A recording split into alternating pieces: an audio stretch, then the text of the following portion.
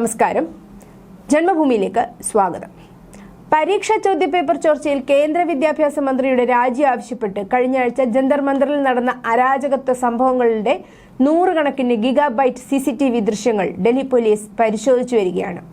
July 20-22 തീയതികളിൽ cockroach Janata party CJP അനുയായികളും പോലീസും തമ്മിൽ ഏറ്റുമുട്ടിയതോടെ ഉയർന്ന സുരക്ഷയുള്ള മധ്യ ഡൽഹിയിൽ സുരക്ഷാ വലയം ഭേദിക്കുന്നതും പോലീസ് ഉദ്യോഗസ്ഥരെ ആക്രമിക്കുന്നതും കല്ലെറിയുന്നതും സ്വത്തുക്കൾ നശിപ്പിക്കുന്നതുമൊക്കെയുള്ള 100 CCTV വീഡിയോ ക്ലിപ്പുകൾ കാണിക്കുന്നു. ക്രിമിനൽ ചരിത്രമുള്ള നിരവധി മുഖങ്ങളും പോലീസ് രേഖകളിൽ ഇതിനകം നിലവിലുള്ള ഫയലുകളിലും CCTV പ്രത്യക്ഷപ്പെട്ടതായി വൃത്തങ്ങൾ അറിയിച്ചു. ഫേഷ്യൽ റെക്കഗ്നിഷൻ സംവിധാനങ്ങൾ ഉപയോഗിച്ച് ഇതുവരെ ക്രിമിനൽ പശ്ചാത്തലമുള്ള 2873 പേരെ തിരിച്ചറിഞ്ഞിട്ടുണ്ട്. ഇവരിൽ 989 പേർക്കെതിരെ കൊലപാതകം, ബലാത്സംഗം, തട്ടിക്കൊണ്ടുപോകൽ, കവർച്ച എന്നിവയുൾപ്പെടെ ഗുരുതരമായ ക്രിമിനൽ കേസുകൾ നിലവിലുമുണ്ട്. ലൈംഗിക കുറ്റകൃത്യങ്ങളിൽ നിന്നുള്ള കുട്ടികളെ സംരക്ഷിക്കാൻ പോക്സോ നിയമപ്രകാരമുള്ള കേസുകൾ ഉൾപ്പെടെയാണ് കേസുകൾ ഫയൽ ചെയ്തിരിക്കുന്നത്. സ്ഥിരം കുറ്റവാളികളായി നിരവധി പേരുകൾ ഇതിനകം തന്നെ രേഖകളിൽ ഉണ്ടെന്നും ഗണ്യമായ ആളുകൾക്കെതിരെ ഒന്നിലധികം ക്രിമിനൽ കേസുകൾ ഫയൽ ചെയ്തിട്ടുണ്ടെന്നും വൃത്തങ്ങൾ പറയുന്നു. എന്നാൽ എവിടെയായാലും സമരത്തിൽ പങ്കെടുത്ത ഒരാൾക്കെതിരെ പോലും നടപടിയെടുത്താൽ CJP വീണ്ടും പ്രക്ഷോഭം പുനരാരംഭിക്കുമെന്ന് കേന്ദ്ര സർക്കാരിന് താക്കീത് നൽകിയിരിക്കുകയാണ് CJP വക്താക്കളായ സൗരവ് ദാസും അശുതോഷ് റാങ്കയും.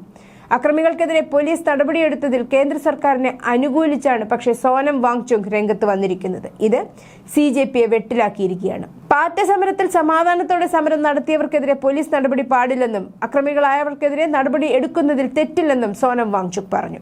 CJP സമരത്തിൽ അതീവ അക്രമം കാണിച്ചവർക്കെതിരെ പോലീസ് ചില സംസ്ഥാനങ്ങളിൽ നടപടിയെടുത്തതായി അറിഞ്ഞതിനെ തുടർന്നാണ് സോനം വാങ്ചുക്കിന്റെ ഈ പ്രസ്താവന. സമാധാനപരമായി സമരം ചെയ്തവർക്കെതിരെ പോലീസ് നടപടിയൊന്നും എടുത്തതായി പരാതിയില്ല. പക്ഷേ പല സംസ്ഥാനങ്ങളിലും CJP പ്രക്ഷോഭത്തിൽ അക്രമങ്ങൾ കാട്ടിയവർക്കെതിരെ പോലീസ് നടപടി ആരംഭിച്ചിട്ടുണ്ടെന്ന് CJPയിൽ അംഗമായ രത്ന സിംഗും പറഞ്ഞു. അതിനിടെ ധർമ്മേന്ദ്ര പ്രധാനെ പുറത്താക്കിയ ശേഷം സമരം പിരിച്ചുവിട്ട CJP നേതാക്കൾ മണിക്കൂറുകൾക്കകം ഡൽഹിയിലെ ഒരു 5 സ്റ്റാർ ഹോട്ടലിന്റെ ഹാളിൽ വൻ ആഘോഷങ്ങൾ നടത്തിയതിനെതിരെ വ്യാപക വിമർശനം. ബോളിവുഡ് പാട്ടുകൾക്കൊപ്പം നൃത്തച്ചുവടും ഭക്ഷണവുമൊക്കെയായി 36 പ്രധാന CJP പ്രവർത്തകരാണ് ഈ പാർട്ടിയിൽ പങ്കെടുത്തത്. ഇതിൽ കേന്ദ്രമന്ത്രിമാരായ JP നദ്ദ, ജിതേന്ദ്ര സിംഗ് എന്നിവരുമായി ഒത്തുതീർപ്പ് ചർച്ചകൾ നടത്തിയ CJP വക്താക്കളായ സൗരവ് ദാസ്, അശുതോഷ് റാങ്ക എന്നിവരും ആടിപ്പാടാൻ ഉണ്ടായിരുന്നു എന്നതാണ് ഡൽഹിയെ ഞെട്ടിച്ചത്. ഇതാണോ ഇവരുടെ രാഷ്ട്രീയ പ്രതിബദ്ധത എന്ന ചോദ്യമാണ് ഉയരുന്നത്.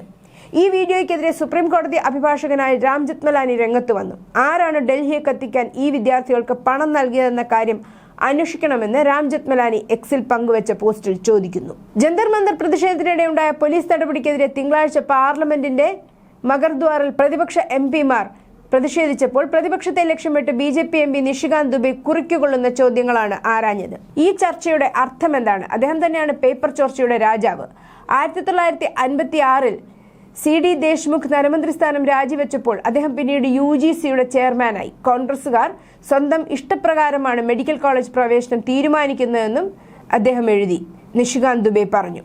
കോൺഗ്രസ് നേതാവായിരുന്ന ശിവാജി റാവു പാട്ടീൽ നീലങ്കേക്കർ മകളുടെ മാർക്ക് വർദ്ധിപ്പിച്ച് പരീക്ഷ പാസാക്കിയിരുന്നുവെന്നും ദുബൈ വ്യക്തമാക്കി. നിങ്ങൾക്കറിയാമോ, അദ്ദേഹത്തിന് രാജിവെക്കേണ്ടി വന്നു. അപ്പോൾ അദ്ദേഹം തന്നെ ഒരു കള്ളനാണ്. ഇതെല്ലാം ചർച്ച ചെയ്യാൻ കോൺഗ്രസിന് എന്തെങ്കിലും ധാർമ്മികതയുണ്ടോ? അതുകൊണ്ടാണ് അവർ ഒളിച്ചോടുന്നത്. ഈ വിഷയങ്ങളെല്ലാം വാർത്തകളിൽ വന്നാൽ അവ പുറത്തു വരുമെന്നും അവർക്കറിയാം, ദുബൈ പരിഹസിച്ചു. ബീഹാറിൽ രാഹുൽ ഗാന്ധിയുടെ പെല്ലറ്റ് തോക്കുകളും AK-47 തോക്കുകളും ഉപയോഗിച്ചുവെന്ന ആരോപണത്തെക്കുറിച്ചും BJP MP മറുപടി പറഞ്ഞു. 2004 മുതൽ 2026 വരെ വിദേശത്ത് ചെലവഴിച്ച സമയത്ത് രാഹുൽ ഗാന്ധി വിദേശ ശക്തികളുടെ സ്വാധീനത്തിൽ ഗണ്യമായി സ്വാധീനിക്കപ്പെട്ടിരിക്കുന്നു എന്ന് ഞാൻ വിശ്വസിക്കുന്നു. അതുകൊണ്ടാണ് തോക്കുകൾ, AK-47 രാജ്യം തകർക്കാൻ, രാജ്യത്തിനുള്ളിൽ കുഴപ്പങ്ങൾ സൃഷ്ടിക്കാൻ എന്നിവയിൽ അദ്ദേഹത്തിന് താല്പര്യമുള്ളത്. അദ്ദേഹത്തിന്റെ മനസ്സിൽ പതിഞ്ഞിരിക്കുന്ന കാര്യങ്ങളാണിവ, ദുബൈ പരിഹസിച്ചു. വിദ്യാർത്ഥികൾക്കെതിരെ പോലീസ് AK-47 ഉപയോഗിച്ചു എന്ന് നുണ പറഞ്ഞതിന് രാഹുൽ ഗാന്ധി മാപ്പ് പറയണമെന്ന് BJP MP സംബിത് പത്ര ഇത്തരമൊരു ആരോപണം ഉന്നയിക്കുക വഴി രാഹുൽ ഗാന്ധി പ്രതിപക്ഷ നേതാവെന്ന നിലയിൽ ഒരു വലിയ ഉത്തരവാദിത്തമില്ലായ്മയാണ് കാണിച്ചതെന്നും ഒരു പ്രതിപക്ഷ നേതാവ് ഇങ്ങനെ നുണ പറയുന്നത് നാണക്കേടാണെന്നും സംബിത് പത്ര പറഞ്ഞു. പാറ്റ പാർട്ടിയുടെ വിദ്യാർത്ഥി പ്രതിഷേധങ്ങളിൽ പോലീസ് AK-47 ഉപയോഗിക്കുന്നതിനെക്കുറിച്ച് രാഹുൽ ഗാന്ധി ട്വീറ്റ് ചെയ്യുകയും സംസാരിക്കുകയും ചെയ്തു. ഇന്ത്യയിലെ പ്രതിപക്ഷ നേതാവായ LOPയുടെ സ്ഥാനത്തിരിക്കുന്ന ഒരാൾ ഇത്തരം നുണകൾ പ്രചരിപ്പിക്കുന്നത് തികച്ചും അപലപനീയമാണെന്നും അദ്ദേഹം വ്യക്തമാക്കി. അതിനിടെ ലോക്സഭാ സ്പീക്കർ ഓം ബിർള മുൻകൈ എടുത്തതിനെ തുടർന്ന് 2026-ലെ പൊതുപരീക്ഷ അന്യായ മാർഗങ്ങൾ തടയൽ ബില്ലിനെ ചൊല്ലി പാർലമെന്റിൽ നിലനിന്നിരുന്ന സ്തംഭനാവസ്ഥ അവസാനിച്ചു. എല്ലാ പ്രധാന രാഷ്ട്രീയ പാർട്ടികളും ചൊവ്വാഴ്ച ബില്ലിൽ ചർച്ച ആരംഭിക്കാൻ സമ്മതിച്ചു. രാജ്യത്തുടനീളമുള്ള ദശലക്ഷക്കണക്കിന് വിദ്യാർത്ഥികളെയും യുവാക്കളെയും ബാധിക്കുന്ന വിഷയമാണിതെന്നും മത്സര പരീക്ഷകളുടെ സുതാര്യതയെക്കുറിച്ചും ലോക്സഭാ സ്പീക്കർ ഓം ബിർള എല്ലാ കക്ഷികളോടും അഭ്യർത്ഥിച്ചു. അതിനാൽ സമഗ്രവും അർത്ഥവത്തായതുമായ ഒരു ചർച്ച ഉചിതമാണ്. ഇതിനെ തുടർന്ന് ലോക്സഭാ സ്പീക്കർ വിവിധ രാഷ്ട്രീയ പാർട്ടികളുടെ സഭാ നേതാക്കളുമായി സംസാരിച്ചു. ചൊവ്വാഴ്ച ബില്ലിനെക്കുറിച്ച് വിശദമായ ചർച്ച നടത്താൻ ഭരണപക്ഷവും പ്രതിപക്ഷവും ഇതോടെ സമ്മതിച്ചു. ചൊവ്വാഴ്ചത്തെ ചർച്ച 2026 പൊതുപരീക്ഷ അന്യായ മാർഗങ്ങൾ തടയൽ ബില്ലിന്റെ ദിശ നിർണ്ണയിക്കും. സഭയിൽ വിശാലമായ അഭിപ്രായ സമന്വയമുണ്ടായാൽ ചോദ്യപേപ്പർ ചോർച്ചയ്ക്കും പരീക്ഷാ മാഫിയയ്ക്കുമെതിരെ കർശന നടപടിയെടുക്കുന്നതിനുള്ള ഒരു പുതിയ അടിത്തറയായി ഈ നിയമനിർമ്മാണം മാറിയേക്കാം. സുതാര്യവും ഫലപ്രദവുമായ ഒരു നിയമമായി ഇത് നടപ്പിലാക്കാനാണ് സർക്കാർ ലക്ഷ്യമിടുന്നത്. News desk Janmabhumi.